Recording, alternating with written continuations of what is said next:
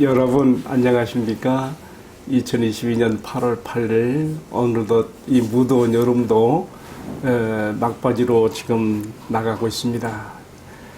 요즘은 참 한증만 같은 더위가 계속되는데 그래도 어젯밤에는 우리 한반도 위에 한랭 정선이 형성되어서 좀 서늘한 기운이 이렇게 닿아집니다. 오늘은 또 전국적으로 비가 300mm 이상 많이 온다는데 조심해야 되겠습니다. 자, 오늘도 이처럼 굳은 날씨지만 하나님의 말씀으로 우리 마음을 빛나게 합시다. 은혜로 채웁시다. 창세기 4장 1절로 15절까지 말씀 제가 몇 구절을 봉독에 올립니다. 3절입니다.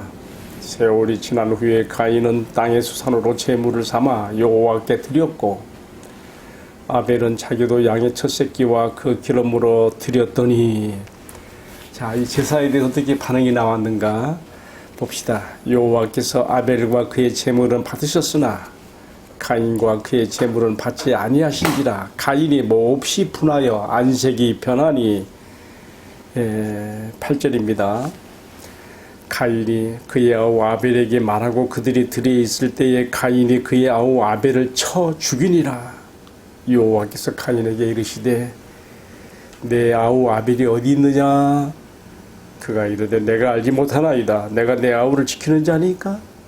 이르시되 네가 무엇을 하였느냐? 내 아우의 핏소리가 땅에서부터 내게 호소하느니라. 아멘. 공동한 말씀을 중심으로 여러 가지 주제가 나옵니다만은 그래도 가장 우선적으로 하나님이 받으시는 제사, 하나님이 연락하시는 예배, 여기에 초점을 맞추고 오늘 말씀을 함께 나누고자 합니다. 아담과 하와가 에덴 동산에서 추방되고 난 후에 이제 에덴 동산 밖에 살림집을 차리고 당시에는 오늘처럼 집을 졌겠어요. 무슨 동굴이나 움막이나 그렇게 살았겠죠. 어쨌든 거기서 자식을 낳고 살아가는 이야기 가운데 오늘의 말씀은 첫 자식들인 가인과 아벨의 이야기로 시작되고 있습니다. 오늘 본문에는 정말 많은 묵상의 소재들이 나옵니다. 제가 이렇게 하나하나 살펴보니까 적어도 8, 9가지 이상이 나와요. 첫 번째는 첫 직업의 기원. 형 가인은 양을 치는 자가 되었고 동생 아벨은 제가 실수했습니다. 가인은 농사짓는 자가 되었고 아우 아벨은 양을 치는 자가 되었어요. 첫 직업의 기원이 이렇게 나오고 있지요. 두 번째는요, 그들이 하나님과 교통하는 방법으로서 제사를 드렸다는 거. 이것도 우리가 참 주목할 필요가 있습니다. 세 번째, 형이 자신의 동생을 쳐 죽인 첫 살인의 기원이 또 여기서 나오고 있습니다. 이 살인은 우발적 살인이 아니고 계획된 고의적 살인인 것을 우리가 볼 수가 있죠. 네 번째는요, 이 살인 현장을 지켜보신 하나님께서 가인에게 내 아우 아벨이 어디 있느냐? 내 아우가 어디 있느냐? 너의 형제가 지금 어디 있느냐? 질문하시는 것인데 이 질문은 오늘 우리 시대에도 동일하지요. 첫 번째 질문은 뭐였어요? 아담에게 아담아 내가 어디 있느냐였어요. 지금 두 번째 질문으로서는 가인에게 내 아우 내 형제 아벨이 어디 있느냐?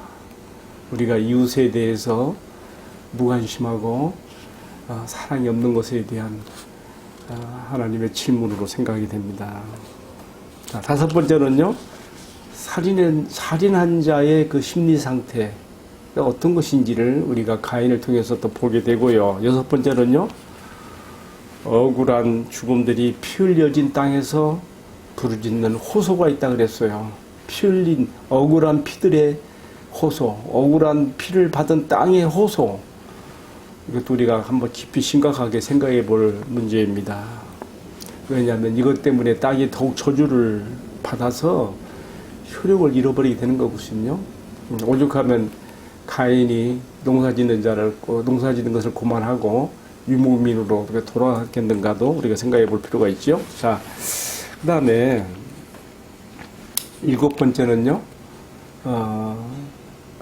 이처럼 살인한 가인이 두려움에 떨면서 자신도 자기를 만난 자가 죽일까봐 두려워함으로 하나님께서 그에게 주시는 증표가 있어요. 증표.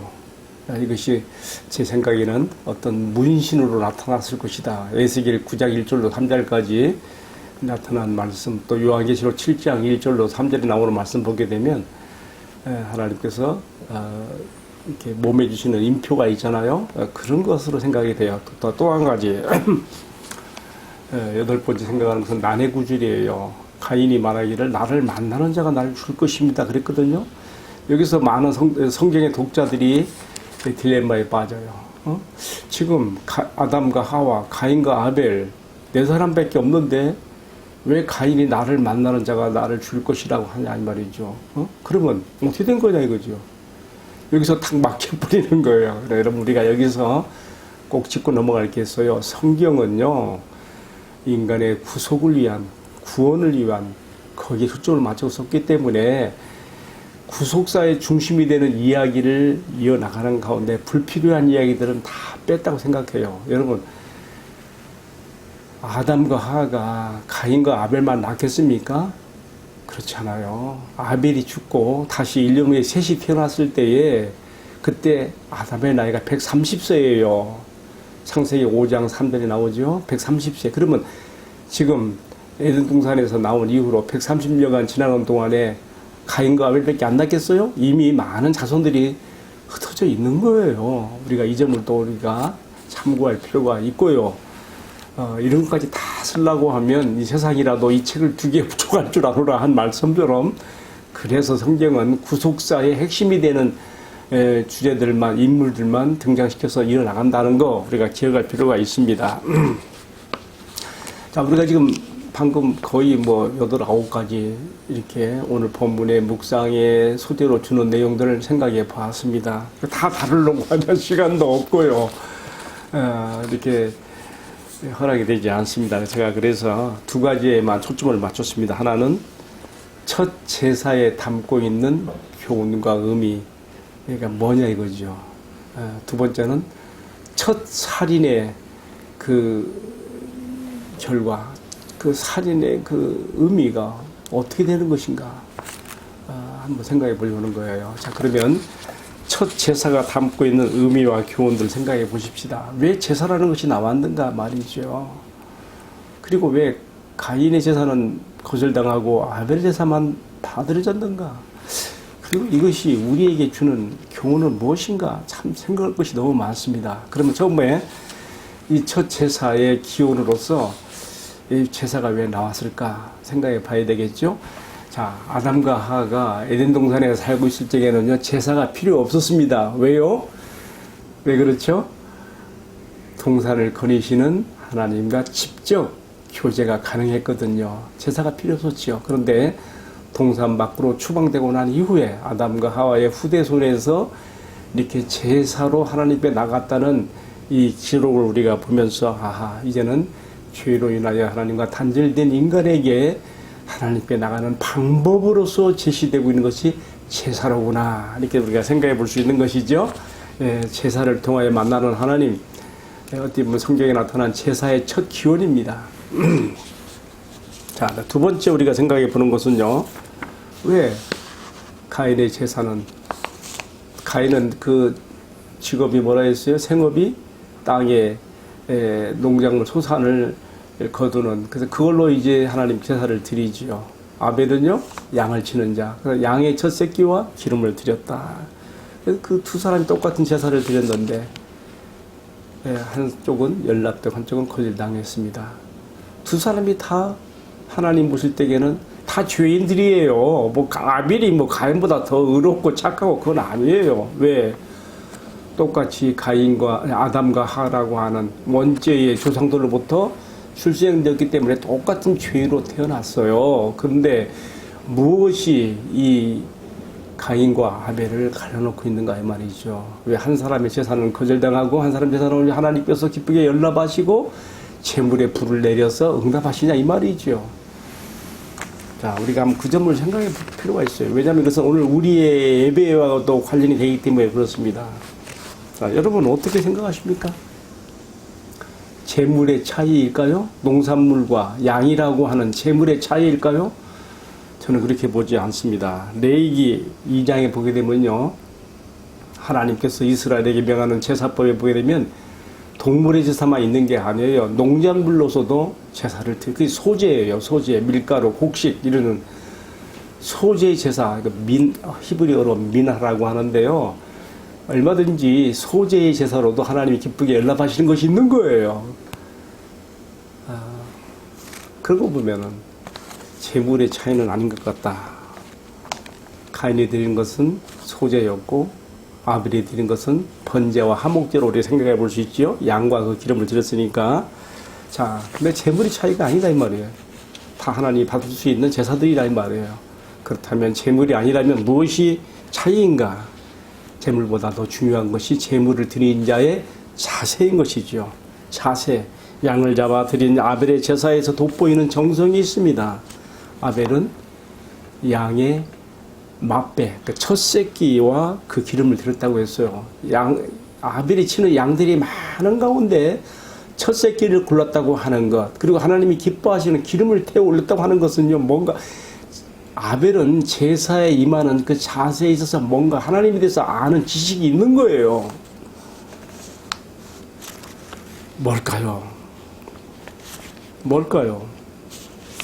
저는요, 아벨의 이러한 진정 어린 제사의 정성에 깃들어 있는 하나님을 아는 지식을 생각해 보게 되는데요. 이 하나님을 아는 지식이 어디서 나왔을까? 분명히 그의 부모들인 아담과 하와로부터 그들의 부모들이 에덴 동산에서 살았을 때에 경험한 하나님에 대한 지식을 전수받은 것이 있는 것이죠. 아벨은 그들의 부모로부터 듣는 하나님에 대한 말씀, 하나님에 대한 지식을 마음에 담았고, 또 특별히 창세기 3장 15절에 하나님께서 범죄한 인간에게 주신 구원자의 약속으로서 여자의 후손에 대한 이야기도 들은 거예요. 그래서 이제 세 번째로 더 깊이 들어가게 되는 묵상은 뭐냐면요, 아벨로 하여금 이렇게 깊은 하나님께 향한 지식과 정성을 끌어내게 만든 그 무엇이 뭐냐 이거죠. 히브리서 저자는 히브리서 11장 4절에 그것이 믿음이라고 말하고 있습니다. 믿음으로 아벨은 가인보다 더 나은 제사를 하나님께 드렸으니 이는 하나님이 그 예물에 대하여 증거하심이라 그랬습니다. 자, 믿음이라 그랬어요. 여러분, 믿음이라는 것은 어디서 나오는 겁니까? 하나님의 계시, 하나님의 말씀에 대한 인간 편에서의 반응, 응답이에요. 그것은 하나님 아는 지식의 결과예요. 자, 그렇다면 아벨에게 가졌던 이 하나님께 대한 지식과 또 거기에 대한 말씀에 대한 응답, 그것이 우리가 뭐냐 생각해 볼 수 있는 것이죠.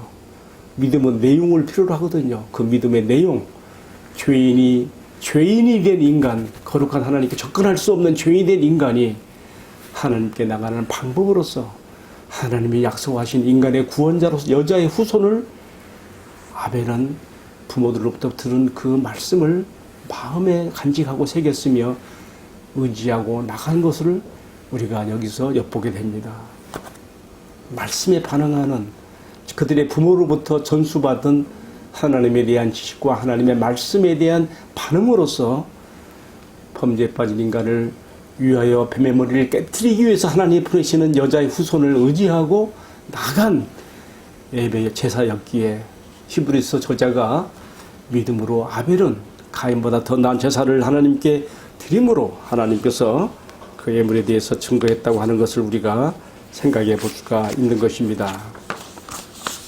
자, 그렇다면 오늘 우리가 이러한 연락받는 제사, 오늘 우리로 말하면 예배죠. 하나님이 기쁘게 받을 수 있는 제사, 그 예배는 어떻게 되는 것인가? 우리가 아벨에서부터 그 첫 제사의 기운이 된 아벨의 제사에서부터 교훈을 받습니다. 그것은 아벨의 경우는요, 장차 오실 인간의 구원자로서 뱀의 머리를 깨트리러 오실 여자의 후손을 바라보고 나갔다면 오늘 우리는 어떻습니까? 그 말씀과 약속을 따라서 이미 우리에게 오셨던, 그래서 십자가와 부활로 뱀의 머리를 깨트리시고 사탄 마귀 권세를 이기시고 승리하시고 승천하사 보좌 우편에 가 계신 우리 주님 예수 그리스도를 의지하는 믿음으로 나가는 자들은 하나님께서 기쁘게 받으시고 그들의 예배를 얼마든지 연락하시고 예배에 대한 반응으로서 증거를 주신다는 것을 우리가 알 수가 있습니다. 여러분, 예배 드리고 나올 때에 우리 마음속에 예배 드린 자의 결과가 있어야 됩니다. 그건 무엇입니까? 하나님께서 아벨이 드린 제사에 대하여 불러 응답하셔서 나에게 연락되었다는 표시를 주셨습니다. 오늘 우리는 예배에 나갔을 때에 우리가 우리 주님 예수 그리스도를 힘입고 그 이름을 의지하여 나갔을 때에 하나님이 기쁘게 받으시고 우리 예배를 받았다는 응답의 표시로 주시는 성령의 감동이 우리 마음에 평안으로 임해야 되는 것입니다.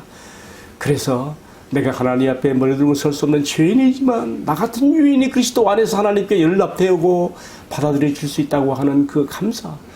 그래서 예배드리고 나오는 자의 마음속에 평안이 있어야 되고 세상을 향하여 나가는 담대함이 여기서 나오는 것이 아니겠습니까?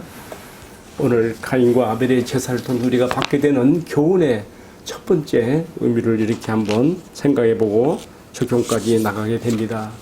히브리서 11장 6절에서 히브리 기자는 그렇게 말했습니다. 믿음이 없이는 기쁘시게 못하나니 하나님께 나가는 자는 반드시 그가 계신 것과 하나님의 존재에 대한 믿음이요. 두 번째는 그가 자기를 찾는 자들에게 어떻게 찾아요? 우리가 가인과 아벨의 제사에서 볼 수 있는 것처럼 범죄한 인간은 제사를 통하여 오늘 우리로 말하면 예배를 통하여 나가게 되는 것인데 자기를 찾는 자들에게 상 주시는 분이세요. 여기서 상은 영어로 말하면 리워드예요. 응답하시는 우리 예배에 대해서 반드시 응답하시는 인격적 존재이신 하나님을 믿어야 될 것이라고 히브리서 저자가 우리에게 말하고 있는 것이죠.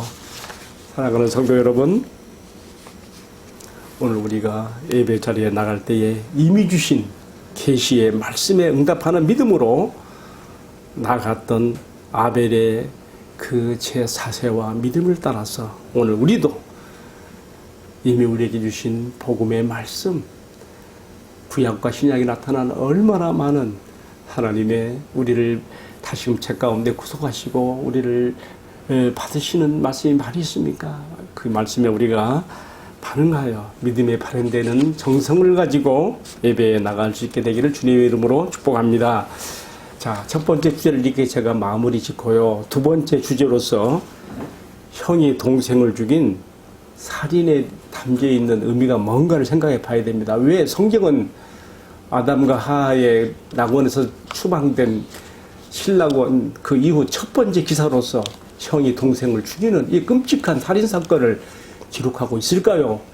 결론적으로 말하면 우리가 성경을 구속사적으로 해석할 때에 결론적으로 말하면 이제는 아담과 하와를 통해 침투에 들어온 인간에게 들어오게 된 죄악이 얼마나 무시무시한 영향력을 발휘하기 시작했는가를 이 사건을 통해서 보여주고 있는 것입니다. 이것은 또한 우리 인간이 이제는 하나님의 은혜로 오신 계비 없이는 하나님의 구원하시는 손길이 없이는 우리는 영원히 죄와 마귀의 굴레에서 벗어날 수 없는 비참한 존재로 흘락된 것을 보여주는 것이지요.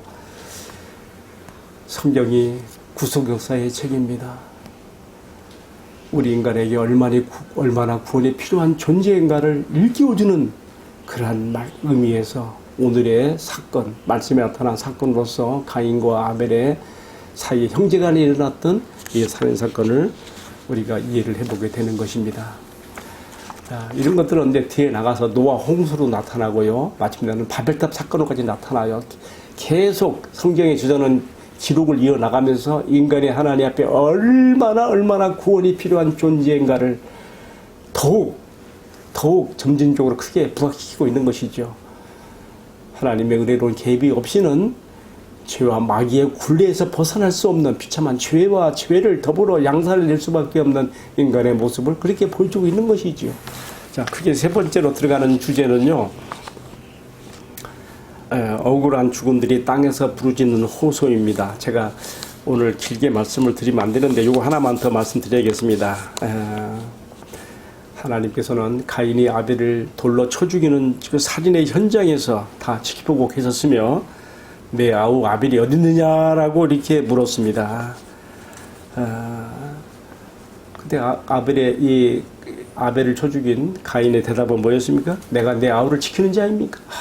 얼마나 참 하나님 앞에 정말 사리적인 살벌한 사악한 마음으로 돌변한 인간의 모습인지 우리가 이 한마디에서도 볼 수가 있지요. 회개는커녕 반성은커녕 이 끔찍한 이 모습, 바로 이것이 인간의 모습인 것을 보여주는 것이죠. 그때 하나님이 뭐라고 하셨습니까? 내 아우의 피가 내 아우가 어디 있느냐 했을 때 모른다고 하니까 도리어 내가 내 아우 지키는 자입니까? 라고 반문했을 때 내 아우의 피가 땅에서부터 내게 호소하고 있다. 땅이 그 피를 받은 땅이 내게 호소하고 있다. 하나님 말씀하시면서 이로써 더욱 가증된 저주가 우리가 읽은 11절 말씀 이하에 나옵니다. 네가 땅에서 저주를 받으리니 밭을 가로도지는 땅이 다시 효력을 주지 않을 것이요 너는 땅에서 피하여 유예한 자가 될 것이라. 이렇게 하나님께서 말씀하셨습니다. 자, 오늘 여러분 우리가 오늘 이 말씀을요 우리의 시대 우리 사회에도 우리가 살고 있는 이 땅에도 적용을 해봐야 됩니다. 저는요 우리 대한민국이 다른 나라에 비해서 왜 이렇게 이념 대립이 극심하고 이 땅에 살아가기가 왜 이렇게 버거운 사회가 되었는가 가끔 생각할 때가 있습니다. 그 이유는 뭘까요? 오늘 말씀에 비추어 생각해 보게 되면 이 땅에 억울하게 피 흘린 피의 호소들이 너무 많은 거예요. 이것은 우리 앞선 조상들 때부터도 그랬어요. 멀리 갈 것도 없이 조선시대 때도 보게 되면요. 1591년 선조 때 송광 정철이라는 사람이 영의정으로 제수를 받습니다. 그는 서인의 영수였는데 자기들의 정적인 동인들을 죽이기 위해 아주 그냥 싸그리 몰아내기 위해서 전라북도 저 마이산에서 일어난 정예립이 그 남해안에 자꾸 애군들이 침입하니까 국가가 못 막아주거든요. 그래서 그가 사병을 길렀어요. 군사훈련을 했단 말입니다. 이 첩보가 이 영의정 정철의 귀에 들어가는 거예요. 그가 이 정예립이 서인들과 동인들과 친하다는 말을 딱 알고서 뒷조사를 시작합니다. 그래서 거기에 조기 두릅 엮듯이 조선의 1,000명 이상의 사대부들이 여기 엮여서 피를 흘려 죽어요. 얼마나 무서운 일입니까? 이 사건이 터지고 난 다음 해 1592년에 임진왜란이 일어났습니다. 억울한 피가 너무나 많이 흘려진 이 땅에 징벌이죠. 어디 그뿐입니까? 1950년 6월 25일에 우리나라 아름다운 금수강산 한반도에서 서로 형제간에 동족간의 전쟁이 벌어졌습니다. 몇 명이 죽었습니까? 제가 아침에 말씀을 준비하다가 인터넷을 뒤져보니까 127만 명이에요. 127만 명. 어마어마한 피 흘림이 이 땅에 있었습니다. 일반 백성은 물러나고요. 남북 간의 군사들은 물러나고 유엔군, 중공군 막 다 합해가지고 이렇게 많은 피가 이 땅에 흘려졌습니다. 1980년 5월 18일 강주에서 민주화 항쟁이 일어났습니다. 근데 몇 명이 죽었습니까? 200명 이상이 이 민주화 투쟁 과정에서 총검에 또는 투타 이후로 피 흘려 죽었습니다. 그리고 약 4,300명 이상의 사상자가 발생했습니다. 이 또한 억울한 피해 호소가 아니겠습니까? 자, 오늘 우리 사회가 안정되지 못하고 계속해서 끝없는 대립의 대립을 거듭하며 이 사회에 샬롬, 평화가 없는 것은 이 땅에서 호소하는 억울한 피들의 호소가 여전히 있기 때문에 그런 것이 아닐까요?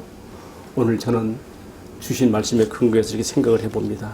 우리는 언제쯤이나 남남 갈등이나 아니면 남북 갈등의 대립을 청산하고 함께 올려지는 국민 통합, 민족 통합을 이룰 수 있을까요? 정말 이것이 오늘 우리 민족사 앞에 나타나 있는 가장 절실한 기도 제목으로 우리가 인정하지 않을 수 없습니다. 이러한 사회적인 분위기 가운데 역사적인 그러한 흐름 가운데서 우리들의 교회가 정말 이 문제를 직시해야 됩니다. 그래서 이 민족의 죄를 끌어안고 우리 주님의 십자가의 정신으로 민족의 죄악을 우리들의 죄로 끌어안고 화평의 희생 제물이 되는 정신으로 나가야 될 것입니다. 정치판에 휘둘릴 것이 아니라 좌도 우도 아닌 우리는 하나님의 나라의 백성으로서 이 땅의 문제를 끌어안고 기도해야 될 사명이 있다는 것을 오늘의 말씀에서 다시 한번 확인합니다. 이렇게 함으로써 이 땅에 흘려진 많은 억울한 피들에 대한 사면이 이루어지고 하나님께서 이 땅에 주신 진정한 샬롬의 평화가 이루어지기를 주님으로 간절히 기원하게 됩니다. 함께 기도하겠습니다. 사랑하시는 주님, 억울한 피 흘림이 너무나 많은 이 땅에 우리들의 교회가 주님의 십자가 정신으로 희생의 제물이 되어서 이 민족의 문제를 끌어안고 울며 기도하며 이 땅에 무수히 흘려진 억울한 피의 호소를 잠재우고 주님의 샬롬을 이루는 이 땅의 이민족 우리들의 교회가 되도록 축복해 주시옵소서. 이 모든 말씀을 주 예수님 이름 받들어 기도하옵나이다. 아멘. 예, 마쳤습니다. 감사합니다.